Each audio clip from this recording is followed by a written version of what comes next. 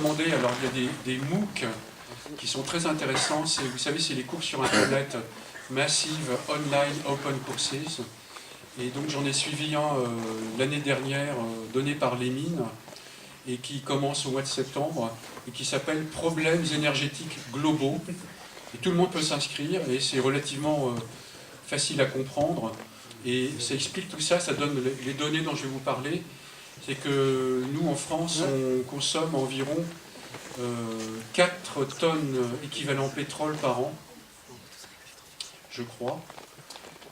L'Éthiopien, il est en dessous de la tonne, hein. Il y a quelques centaines de kilos équivalent pétrole par an.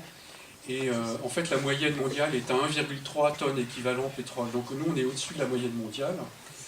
Et donc nous, on a intérêt à réduire cette consommation en chassant le gaspillage. Mais on n'est pas les plus mauvais élèves parce que les Américains sont bien plus, je crois qu'ils sont à 8 ou 9. Et je crois que le Koweït doit être passé 10 tonnes équivalent pétrole par an.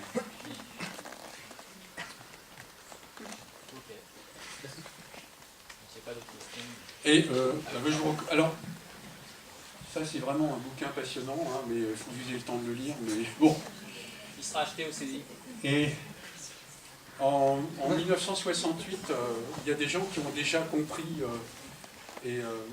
à l'époque ça n'a pas fait beaucoup de bruit, et moi-même je n'ai découvert ce livre que récemment, mais il a fait l'objet de réédition.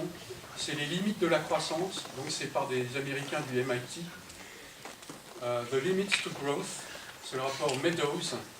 Et en fait, ils avaient assez peu de moyens informatiques et ils avaient un modèle assez simpliste.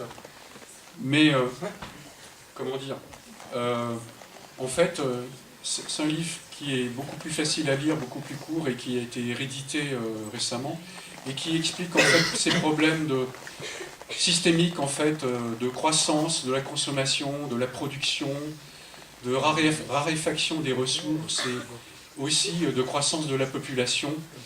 Et donc ils mettent tout ça en jeu et ils expliquent pourquoi, ma foi, eux, ils disent, ils ont étudié 9 ou 10 scénarios, ils disent, dans pas mal de scénarios, il y a vraiment une décroissance à un moment donné. Et bon, on ne sait pas de quoi trop l'avenir est fait, mais quand même la probabilité d'une décroissance est assez forte. Donc il faut qu'on s'organise pour ça. Okay. Je vous remercie. Je vous remercie de votre attention.